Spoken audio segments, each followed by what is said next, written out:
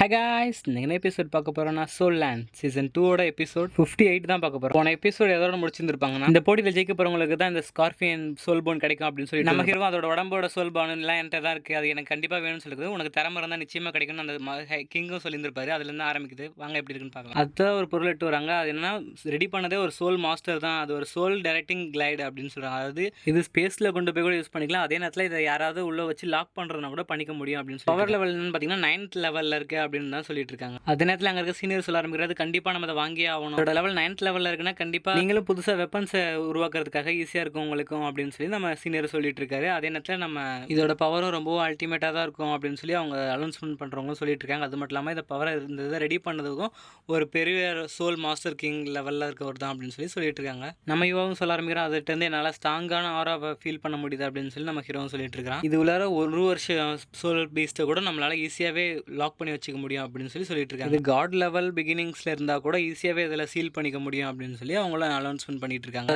Starting price rate வந்து 1 million gold coin அப்படின்னு சொல்லிட்டு இருக்காங்க.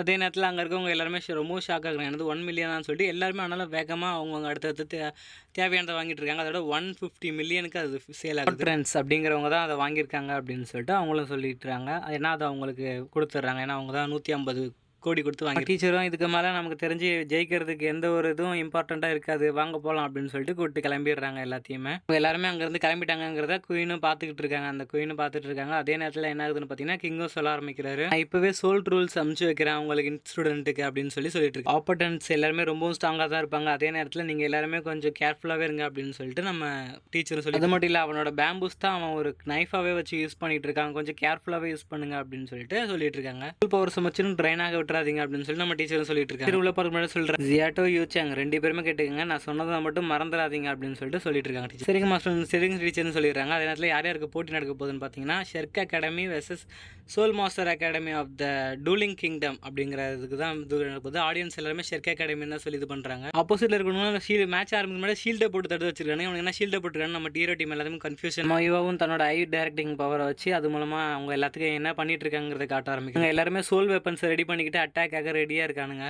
பரவாயில்ல, அவனுங்களை நான் பார்த்துக்கிறேன்னு சொல்லி அட்டாக் ஆரம்பிக்கிறது முன்னாடி அவனுங்க எல்லாருமே நம்ம ஹீரோ டீம் கிட்ட முன்னாடி வந்துடுறானுங்க. வந்ததும் அட்டாக்கிங் உடனே ஆரம்பிச்சிடறானுங்க. அவங்களால டிஃபென்ஸ் கூட பெருசாக பண்ண முடியும். அங்கே இருக்கிறதும் தன்னோட பவர் மூலமாக அந்த இடத்தையே ஒரு மூங்கில் காடு மாதிரி மாற்ற ஆரம்பிக்கிறான் அவனோட பவர்ஸ் மூலமாக. நம்ம ஹீரோ டீமுக்கு இது என்ன இடம்னு ஒழுங்காக புரியல. இருந்தாலும் ஃபைட்டுக்கு பண்ணிட்டு தான் இருக்காங்க எல்லாருமே சமயம். ஆனால் அவன் மூங்கில் வச்சு ரொம்ப ஈஸியாகவே ஃபைட் பண்ணிட்டு இருக்கான். அவன் டீச்சர் சொன்ன மாதிரியே மூங்கில் குச்சியை வச்சு ஒரு கத்தி மாதிரி வச்சு அட்டாக் பண்ணிட்டு இருக்காங்க. பண்ணிட்டு இருக்கும்போதே ஒருத்த மட்டும் தான் வந்து அட்டாக் பண்ணுற, மற்றவங்கலாம் மறைஞ்சு நின்று அட்டாக் பண்ணிட்டு இருக்காங்க. அந்த ஷீல்டுக்குள்ளே இருந்துக்கிட்டு சோல் கேனனை வச்சு எல்லாருமே ஷூட் பண்ணிட்டு இருக்காங்க. ஒரு ஃபேக்கான பாடி வர்ற மாதிரி ரெடி பண்ணி பக்காவாக அவங்க ஷூட் பண்ணுறாங்க. அதாவது அவங்க ஷூட் பண்ணுறதுலேருந்து ஒரு ஃபேக்கான பாடி உருவாகுது. அதை நம்ம ஜியோட்டை அட்டாக் பண்ணால் அவளோட எனர்ஜி ஃபுல்லாக ட்ரை ஆகுதே தவிர அவளுக்கு ஒன்றுமே ஆக மாட்டேங்குது. இந்த ஷெர்க் அகாடமி ஃபுல்லாகவே தோத்துருச்சு அப்படின்னு சொல்லிட்டு ஒரு பெரிய மேம்பூஸியை, அதாவது மூங்கிலே கீழே வர வைக்கிறான் அந்த ஆப்போனன்ட் டீமை சேர்ந்தவன். அந்த மேம்பூவும் நம்ம ஹீரோ டீம் நோக்கி தான் வந்துகிட்டு இருக்கு. நம்ம ஹீரோ டீமும் எல்லாருமே அதை தான் பார்த்துட்டு அதை தடுக்கிறதுக்காக ஷீல்டு போட்டு பார்க்குறாங்க. அதனால் அந்த ஷீல்டை உடச்சிட்டு வந்து நம்ம ஹீரோ டீம் மேலே அட்டாக் பண்ணுது. இருந்தாலும் ஐஸ் பவர்ஸை யூஸ் பண்ணி எவ்வளோ தடுக்க ட்ரை பண்ணுறாங்க.